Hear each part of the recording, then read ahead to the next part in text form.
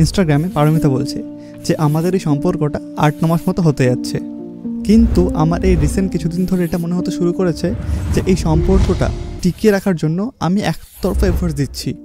মানে আমি always call করছি, আমি অলওয়েজ টেক্সট করছি, সামনের মানুষটার দিক থেকে কোনো রকম এফোর্টস আসছে না। এখন আমি কী করব?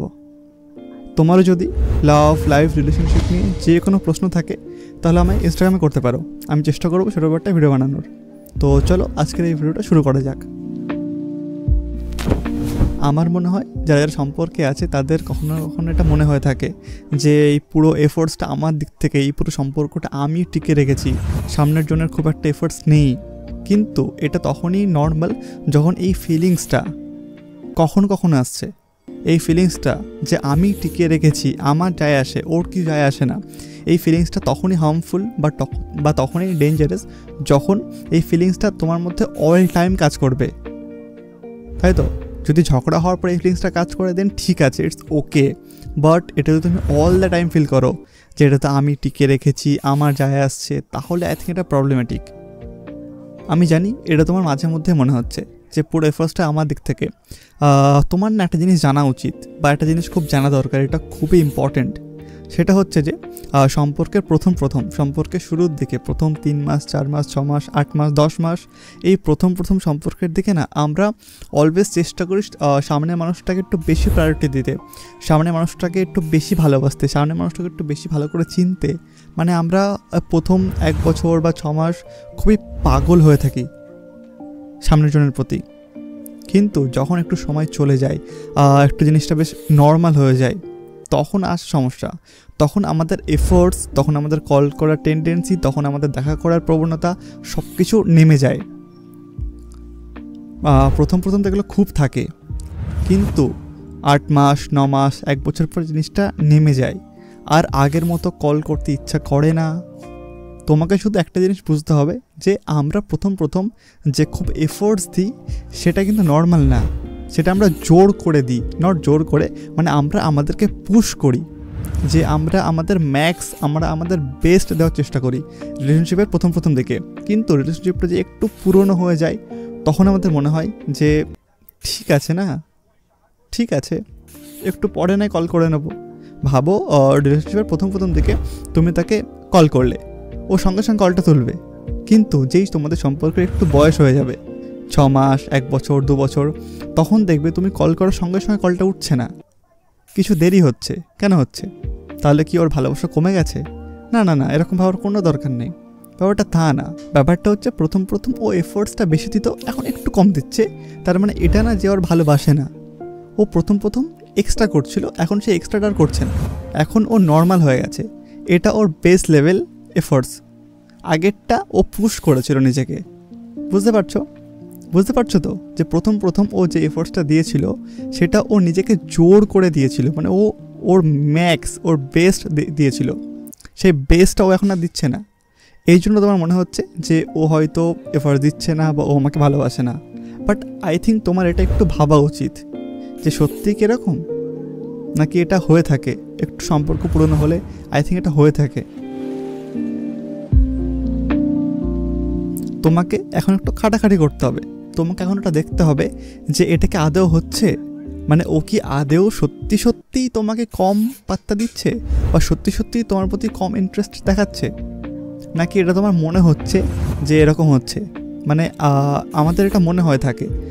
ভাবো একটা সম্পর্কে ছেলেটা 50% এফোর্ট দিচ্ছে, মেয়েটা 50% এফোর্ট দিচ্ছে, নট 50%, মানে ছেলেটা আর মেয়েটা সেম এফোর্ট দিচ্ছে, 50-50, ঠিক আছে? এইবার তুমি যদি জিজ্ঞাসা করো মেয়েটাকে যে আচ্ছা তোমাদের সম্পর্কে এফোর্টস কে বেশি দেয়, মেয়েটা বলবে আমি এফোর্টস বেশি দিই।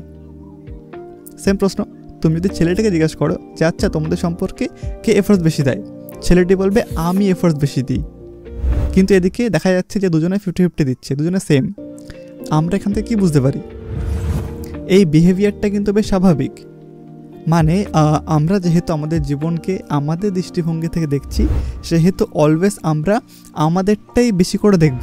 মানে আমরা সবসময় বলবো যে আমি তোকে বেশি ভালোবাসি, আমি বেশি এফোর্টস দিই, আমি না থাকলে তোর কী হতো, আমি তোর জন্য এটা করেছি, আমি এটা, আমি ওটা। আমাদের পুরো জীবনটা বড্ড বেশি আমি কেন্দ্রিক। যেহেতু আমাদের জীবনটা আমরা আমাদের নজর থেকে বাকি কিছুকে দেখছি, তো আমরা সেন্টারে, বাকি সব কিছুকে আমরা অবজার্ভ করছি, তো সবসময় আমরা আমাদেরটা দেখব।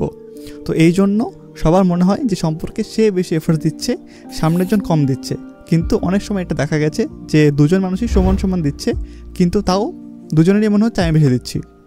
এটা হয়ে থাকে। তো তোমার বেলাতে এটা হচ্ছে না, তো তুমি এটা শিওর হয়ে নাও। কী করে শিওর হবে? আমি বললাম তোমাকে একটু খাটাখাটনি করতে হবে। আর সেটা হচ্ছে তুমি ফোনে যাও, ফোনের কল লিস্টে গিয়ে একটু চেক করো যে দিনে কে কতবার কল করে।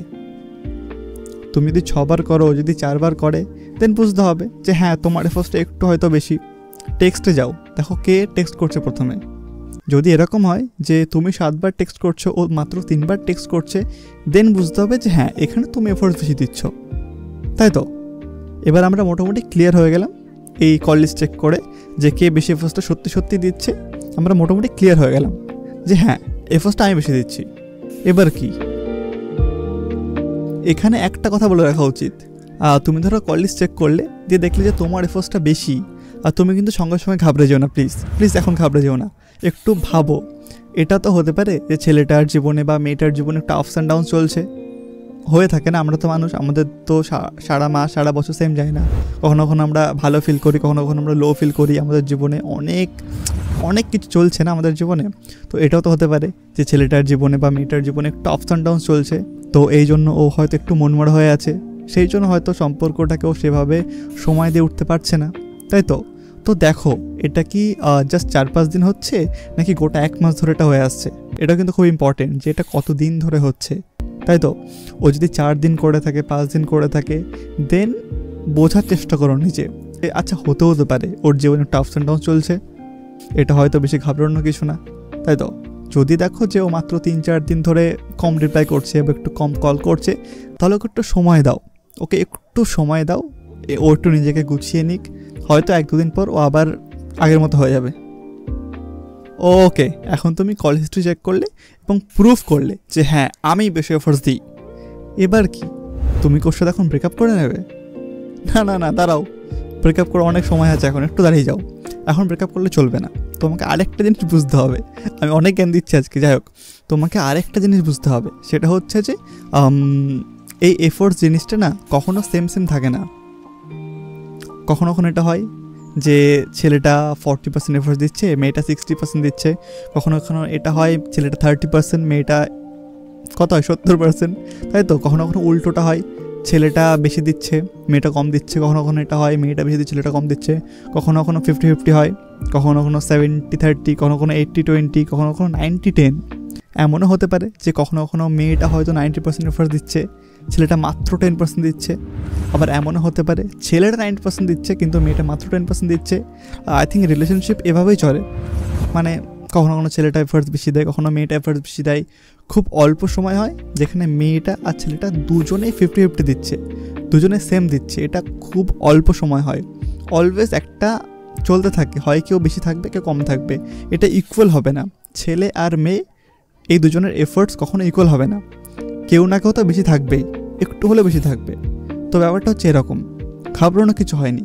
তুমি যদি 90% এফোর্টসও দাও, ও যদি 10% এফোর্টসও দেয়, তো তবু একটা হোপ আছে যে হ্যাঁ হতে পারে আজকে আমি এটা দিচ্ছি, কালকে ও 20% দেবে, তারপরের দিন 30%, তারপরের দিন 40%, তারপরের দিন 50, হতে পারে একদিন ও 90 দিল, তুমি 10 দিলে, হতেই তো পারে। মানে বুঝতে পারছো তো? আমি বলতে চাইছি যে কখনো এফোর্টস 50-50 হয় না, একজনের এফোর্টস অলওয়েজ বেশি থাকবে। এখন তোমাদের সম্পর্কে তোমার এফোর্টসটা বেশি, তার মানে এটা না ওরটা একেবারে নেই বা ওরটা একেবারে কম। ওকে এত তাড়াতাড়ি খারাপ মানুষ ভেবো না, একটু সময় নাও, বোঝো, কমপ্লেক্সিটি বোঝো। এফোর্টসের মতো ভালোবাসাও সেম, কখনো ছেলেটা আর মেয়েটা কিন্তু সেম ভালোবাসবে না, সবসময় একজন বেশি ভালোবাসবে, একজন কম ভালোবাসবে। মানে এখন আমি আমাদের সম্পর্কটাকে বলছি, এখন আমি আমাদের সম্পর্কে আমার গার্লফ্রেন্ড আমাকে বেশি ভালোবাসে, আমি ওকে অতটা বেশি ভালোবাসতে পারি না। হতে পারে এটা এখনকার গল্প, হতে পারে 1 বছর পর উল্টো হয়ে যাবে, আমি ওকে বেশি ভালোবাসবো, ও আমার থেকে কম ভালোবাসবে। মানে এটা হতে থাকে, মানে দুজনে ভালোবাসার জন্য এফোর্টস কোনো সেম হয় না, একজন বেশি থাকে একজন কম থাকে, বুঝতে পারছো? হতে পারে এখন তোমার ফেজ এটা চলছে যে তুমি বেশি ভালোবাসছো, তুমি বেশি এফোর্ট দিচ্ছ, হতে পারে 6 মাস পর জিনিসটা ঘুরে গেল, তুমি অল্প ভালোবাসছো, তুমি অল্প এফোর্টস দিচ্ছ, ও ভাই আলাদাই দিচ্ছে, তাই তো? হতেই তো পারে। এবার ধরো যাক তুমি আমার সব কথা মানলে, তুমি আমার সব কথা বুঝতে পারলে যে হ্যাঁ প্রিমো কি বলতে চাইছে, কি বললো, কিন্তু তোমার ক্ষেত্রে তোমার বয়ফ্রেন্ড বা তোমার গার্লফ্রেন্ড তোমাকে অনেক দিন ধরে ইগনোর করছে বা একটু কম এফোর্টস দিচ্ছে, সেটা 10 দিনও হতে পারে, 20 দিনও হতে পারে, 1 মাসও হতে পারে। প্রবলেমটা তখন আসে। এবার সে আমরা সলিউশানে, এখন কি করা যাবে? এখন সব থেকে সিম্পল একটা কাজ করা যাবে, তুমি ওকে বলো, ডাইরেক্ট বলো, পারলে স্ক্রিনশট পাঠিয়ে বলো যে এই দেখ আমি কল হিস্ট্রি চেক করেছি, আমি তোকে অলওয়েজ বেশি কল করেছি, এই দেখ মেসেজের হিস্ট্রি, যে আমি তোকে অলওয়েজ প্রথমে হাই পাঠিয়েছি, প্রথমে টেক্সট করেছি, তুই কেন করিসনি? তুই তোরটা বল আমাকে, আমি এই একতরফা এফোর্টস দিতে দিতে হাঁপিয়ে উঠেছি, এবার তুই বল আমি কি করব বা আমাদের কি করা উচিত, আমার এটার ভাল লাগছে না, আমি হার্ট হচ্ছি, প্রতিনিয়ত হার্ট হচ্ছি, আমি সারাটা দিন তোর একটা কল, তোর একটা SMS-এর জন্য ওয়েট করছি, আর তুই পাত্তা দিচ্ছিস না কেন, তোর কোনো এফোর্টসই নেই। এটাকে শান্ত মাথায় ধীরে সুস্থে বলো, রাগারাগি করো না, রাগারাগি করো না। রাগারাগি করলে জিনিসটা অন্যদিকে চলে যায়, ঝগড়ার দিকে চলে যায়। আমরা এখানে ঝগড়া করতে বসিনি, আমরা এখানে একটা প্রবলেম সলভ করতে বসেছি, তাই তো? তো রাগারাগি করবে না, শান্ত মাথায় খুব ভালোভাবে সুন্দর করে ওকে বোঝাও যে দেখ এটা আমার সিচুয়েশান, আমার খারাপ লাগে জিনিসটা, আমার সত্যি খারাপ লাগছে, তুই বল এখন আমরা কি করতে পারি, তুই বল, তুই কেন দিচ্ছিস না, তুই উত্তর দে কিছু। এইবার ও কি উত্তর দেবে সেটা খুব ইম্পর্ট্যান্ট। ও যদি তোমার এই সমস্যাটাকে খুব ভালো করে বোঝে এবং বলে যে হ্যাঁ হ্যাঁ এটা তো ঠিক বলেছিস, আমিও অনেকদিন ধরে ভাবছি যে আমি হয়তো সেইভাবে এফোর্টস দিতে পারছি না, কারণ আমার পরীক্ষা চলছে, কারণ আমার এই সমস্যা চলছে, কারণ আমার ফ্যামিলিতে এটা চলছে, কারণ আমার বন্ধুদের সাথে ঝগড়া হয়েছে, মানে ও কিছু একটা বলবে তো, সেটা খুব ইম্পর্টেন্ট। ও রিজনটা কী দেয়, ও কারণটা কী দেয়, কীভাবে কারণটা দেয়। ও যদি এটা বলে যে হ্যাঁ আমি এফোর্টস দিতে পারবো না, তুই থাকলে থাক নাহলে ফোর্ট, ও যদি এরকম করে বলে বা ওর টোনটা রাগের দিকে, খারাপ দিকে, দেন একটা সমস্যা আছে, দেন আমরা ব্রেকআপের কথা একবার হলেও ভাবতে পারি। কিন্তু এখন ব্রেকআপটাকে একটু সাইড করি আর ভাবি, একসাথে বসি, সুন্দর করে একটা কিছু বার করার চেষ্টা করি, তাই তো? ওকে ভালো করে বোঝাও, ভালো করে বলো যে আমার এই সমস্যা, তুই কি বলছিস, তোর কি বক্তব্য, তুই কিছু বল, তুই কিছু কর। একবারের জন্য ওর কথাটাও শোনো। আমরা তো আমাদের মনে মনে আমাদের দিকটা ভেবে বসে আছি যে আমার এই, একবারের জন্য ওর দিকটা শুনি না, ও কি বলতে চাইছে, দেখি না ওর কথায় কতটা লজিক আছে। লাস্টে আমি তোমার সাথে কিছু কথা বলতে চাই, এটা পুরো ডাইরেক্ট তোমাকে অ্যাডভাইস বা তোমাকে কিছু বলার চেষ্টা আমার। সেটা হচ্ছে যে এই যে তুমি এটা ফিল করছো যে এফোর্টসটা তোমার দিক থেকেই, এটা কিন্তু অনেক সময় এটার জন্য হয় যখন সামনে মানুষটা বিজি, সামনে মানুষটা নিজের লাইফে বিজি আছে, নিজের লাইফে অন্য কাজবাজ করছে, কিন্তু তোমার লাইফে সেভাবে কিছু চলছে না। তোমার লাইফের ধ্যান, তোমার লাইফের জ্ঞান, তোমার লাইফে সব কিছু তোমার প্রেমিক বা প্রেমিকা কেন্দ্রিক। তখন এই সমস্যাগুলো আসে যে মনে হয় যে আমাকে কোনো রকম পাত্তা দেওয়া হচ্ছে না, আমি অলওয়েজ ওয়েট করছি, আমার মেসেজে রিপ্লাই দেওয়া হচ্ছে না। অনেক সময় এটা হয় যে সামনে মানুষটা বিজি থাকে, ওর লাইফে কাজ করছে, ও লাইফে এগাচ্ছে, কিন্তু তুমি তোমার লাইফে এগাচ্ছ না, তুমি তোমার লাইফে কাজ করছো না, তুমি ওয়েট করছো ওর মেসেজের জন্য। তুমি কেন ওয়েট করবো ওর মেসেজের জন্য? তোমার তো জীবনে কাজ আছে, পড়াশোনা আছে, কলেজ আছে, স্কুল আছে, কোচিং আছে, প্রেমিক প্রেমিকা আছে, মা বাবা আছে, বন্ধু বান্ধব আছে, movie serial, WhatsApp, Facebook, Instagram, তোমার লাইফে এত কিছু আছে। তুমি চেষ্টা করো তোমার এই জিনিসগুলো একটু সামলানোর। সবসময় সামনে মানুষটাকে ধ্যান জ্ঞান করে বসে থাকো না। তুমি যদি অলওয়েজ সামনে মানুষের জন্য বসে থাকো, দেন তোমার এগুলো ফিল হবেই হবে। ও যদি তোমাকে দিনে 10 ঘন্টাও দেয় না, তাহলেও তোমার এটা ফিল হবে যে আমাকে সময় দেয় না, কারণ তুমি তো ফ্রি, বুঝতে পারছো?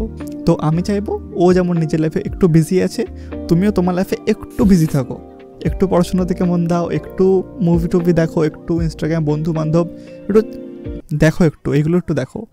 এটা আমার তোমাকে অ্যাডভাইস, প্লিজ কিছু মনে করো না। আমি জাস্ট তোমার পরিস্থিতিটাকে একটু ডিপলি বোঝার চেষ্টা করছি, আর কিছুই না।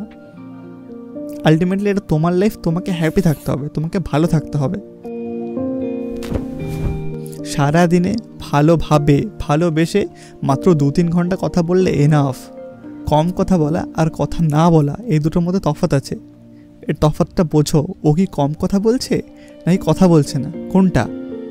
ভালোবাসা জিনিসটাতে কোয়ান্টিটি ম্যাটার করে না, কোয়ালিটি ম্যাটার করে। কত ঘন্টা টাইম দিচ্ছে ও তোমাকে, এটা ম্যাটার করে না। ও যদি তোমাকে 1 ঘন্টাও দেয়, সে 1 ঘন্টাটা কতটা ভালো করে দিচ্ছে, কতটা ভালো বিহেভ করছে, কতটা ভালো ট্রিট করছে, সেটা বেশি ম্যাটার করে।